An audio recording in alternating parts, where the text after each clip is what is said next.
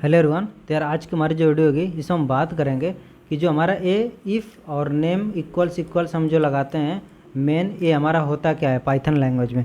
ठीक है, तो बहुत से लोग ऐसे होते हैं जो कि इसको यूज कर लेते हैं बट उनको ये नहीं पता होता है कि यार इसका एक्चुअल में क्या मतलब है। तो इसी के बारे में हम पूरी वीडियो में बात करेंगे, आपको बहुत से एग्जाम्पल्स के थ्रू मैं समझाने वाला हूँ। तो आप जो वीडियो को एंड तक देखना जिससे कि आपको सारी चीज़ें क्लियरली समझ में आ जाए।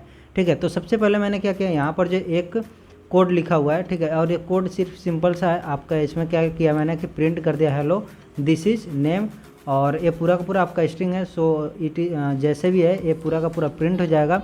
बट ये हमारा क्या है, ये नेम जो हमारा होता है एक स्पेशल वेरिएबल होता है। अब होता क्या यार, एक्चुअल में जब भी हमारा पाइथन का इंटरप्रेटर जब भी कोई एक पाइथन का कोड या मॉड्यूल वगैरह रन करता है तो वो जो है स्टार्टिंग में कुछ स्पेशल वेरिएबल्स होते हैं, उनमें कुछ वैल्यूज़ को स्टोर कर देता है। जैसे कि यहाँ पर जो हमारा नेम नाम का एक स्पेशल वेरिएबल होता है जिसमें वैल्यू वो स्टोर करता है, या तो मेन नाम का जो हमारा एक स्ट्रिंग है इसको जो है स्टोर कर देता है ये पूरा का पूरा इतना, या फिर जो मॉड्यूल का नेम होता है उसको वो स्टोर कर देता है। अब कौन सी वैल्यू को स्टोर करता है ये जो है आपका डिपेंड करता है, इसके बारे में हम आगे बताने वाले हैं। बाकी जो है आपके मन में डाउट होगा कि यार मॉड्यूल क्या होता है, तो मॉड्यूल हमारे पाइथन लैंग्वेज में जो है एक फ़ाइल होती है जिसमें हमारा सारा का सारा कोड लिखा होता है। जैसे कि मैंने एक लाइन का कोड लिख लिया, ठीक है, और इसमें मैंने क्या किया, एक फ़ाइल क्रिएट कर दी। अब ये फाइल का जो एक्सटेंशन होता है .py होता है। ऐसे मैंने एक और फाइल क्रिएट कर रखी है यहाँ पर .py main.py करके, तो ये दूसरा मेरा मॉड्यूल है। ठीक है, तो मॉड्यूल का मतलब हो गया कि एक फ़ाइल जिसमें आपका पाइथन का कोड लिखा हुआ है। अब होता क्या है कि अगर मैं सपोज करो इसको रन करता हूँ, तो अगर मैंने सेम फाइल में रह करके अगर उस कोड को रन किया तो इसमें जो मेरा नेम नाम का वेरिएबल है इसमें जो है मेन वाली जो वैल्यू है वो स्टोर हो जाएगी। और अगर मैंने क्या किया कि इस वाले मॉड्यूल को, ठीक है, या फिर किसी और मॉड्यूल को मैंने इस मॉड्यूल में ला करके रन किया है, यानी कि अगर मैंने सपोज करो कि मेन वाला मॉड्यूल को ला करके इसमें रन कर दिया मॉड्यूल 1 में, तो जो इसमें नेम नाम का वेरिएबल होगा इसकी वैल्यू मेरी जो है यहाँ पर हो जाएगी इस वाले मॉड्यूल में मेन करके, ठीक है, मेन करके हो जाएगी। ये चीज़ अगर नहीं क्लियरली समझ में आ रही है तो अभी मैं जब एग्जांपल दिखाऊंगा तो आपको और क्लियरली समझ में आ जाएगा। बट उसके पहले हमें इसको रन करके देखना है कि यार इसकी नेम की जो वैल्यू है वो क्या यहाँ पर सेट हो रही है। तो इसको मैं रन करूँगा तो करंट फाइल यहाँ पर है, और यहाँ पर जो मैंने इसको रन किया तो आप देखोगे, इसको मैं जूम इन कर लेता हूँ तो आप देखो हेलो दिस इज़ नेम, और नेम की जो वैल्यू है मेन यहाँ पर प्रिंट हो गया। ठीक है, तो आई होप ये चीज़ आपको क्लियरली समझ में आ गया कि अगर मैं सेम फाइल में रहकर सेम मॉड्यूल में रह के उसको रन करूँगा तो हमारा क्या होगा, नेम का जो वैल्यू होगा वो मेन प्रिंट हो जाएगा। अब मैंने क्या किया, एक दूसरा मॉड्यूल बनाया और इस मॉड्यूल में मैंने क्या किया, प्रिंट किया कि इन मेन मॉड्यूल किया, और उसका से मैंने इंपोर्ट कर लिया मॉड्यूल 1 को। ठीक है, मॉड्यूल 1 को जब मैंने इंपोर्ट किया तो होता क्या है कि जब भी हम किसी मॉड्यूल को कहीं भी इंपोर्ट करते हैं तो हमारा पाइथन का इंटरप्रेटर सबसे पहले जो इस पूरे के पूरे मॉड्यूल को क्या कर लेता है, पहले तो जो है आपको मैंने बताया था कि इंटरप्रेटर जब भी रन करते हैं कोई मॉड्यूल को तो उसमें जो भी स्पेशल वेरिएबल हैं उनको एक वैल्यू जो है वहाँ पर असाइन कर देगा। उसका से क्या करेगा, अगर मैंने मॉड्यूल को यहाँ पर इंपोर्ट किया है तो जो पूरा का पूरा कोड होगा उसको रन कर देता है। ठीक है, यानी कि अगर मैं इस कोड को रन करूँगा तो होगा क्या कि ये जो है मेरा इन मेन मॉड्यूल तो प्रिंट होगा ही, साथ में जो मेरा मॉड्यूल 1 में जो भी कोड है यानी कि ये जो प्रिंट का है इसको भी प्रिंट कर देगा।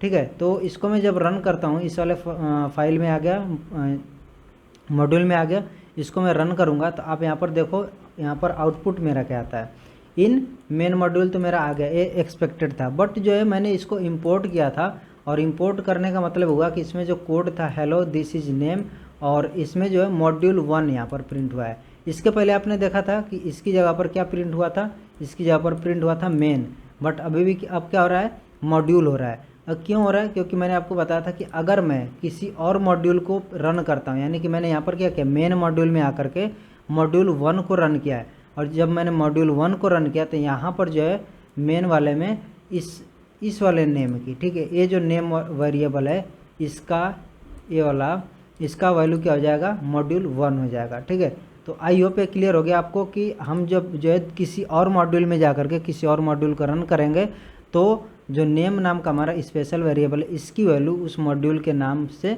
वहाँ पर असाइन हो जाएगी। ठीक है, इतना क्लियर हो गया। अब जो है हम बात करते हैं कि यार ये जो इफ़ और इल्स हम इसीलिए यूज करते हैं कि अगर सपोज मैं चाहता हूँ कि यहाँ पर जब मैं इंपोर्ट करता हूँ मॉड्यूल 1 को तो मेरा कुछ कोड है वो नहीं चलना चाहिए यहाँ पर, वो कोड जो है यहाँ पर रन नहीं होना चाहिए। तो इसके लिए मैंने क्या किया, यहाँ पर मैंने लिखा इफ़ नेम की वैल्यू मेन है, यानी कि अगर मेन है का मतलब क्या हुआ कि अगर मैंने इसी मॉड्यूल में रख करके इसको रन किया है तब तो इफ़ वाले की नेम वाले की वैल्यू क्या रहेगी, मेन रहेगी, तो ये वाला पोर्शन ऑफ कोड जो भी है चल जाएगा, बट एल्स वाला उस टाइम पर नहीं चलेगा। अब जो है ये पूरा का पूरा आपका जो ऑप्शनल चीज़ है, अगर आपको देना चाहते हो एल्स वाला पार्ट तो आप दे सकते हो, नहीं देना चाहते हो तो आप नहीं भी दे सकते हो, ठीक है। बट ये इफ़ वाला चीज़ हम इसीलिए यूज करते हैं कि अगर मैं चाहता हूँ कि यार ये जो है इतना कोड मेरा दूसरे मॉड्यूल में जा कर के रन ना हो तो मैं इसको यहाँ पर यूज कर लूँगा, ठीक है। तो इसका मतलब ये हुआ कि अब मैं इस चीज़ को कुछ इस तरह से भी बोल सकता हूँ कि अगर मैं चाहता हूँ कि अगर मैं चाहता हूँ कि ये वाला जो मेरा इतना कोड है, ठीक है, ये वाला कोड है, अगर मैं इस जो मॉड्यूल में रख करके इसको रन करता हूँ तो ये कोड मेरा जो है रन होना चाहिए, और अगर मैं इसी मॉड्यूल को किसी और जगह पर रन करता हूँ तो ये वाला कोड रन होना चाहिए, ठीक है। तो इसके लिए हमने क्या किया, इफ़ वाला चीज़ लगाया और इफ़ वाला लगाया, इसका मतलब इसको मैं किया कि मेन के इक्वल हो रहा है, ठीक है। अगर मेन के इक्वल हो रहा है तो ये वाला कोड रन हो जाएगा, अगर नहीं हो रहा है तो ये वाला कोड रन हो जाएगा। तो सबसे पहले मैं इस कमेंट को हटाता हूँ यहाँ से, इसको मैंने हटा दिया। अब मैं यहाँ पर आऊँगा, ठीक है। अब इस वाले कोड में आकर के क्या करूँगा, रन करूँगा।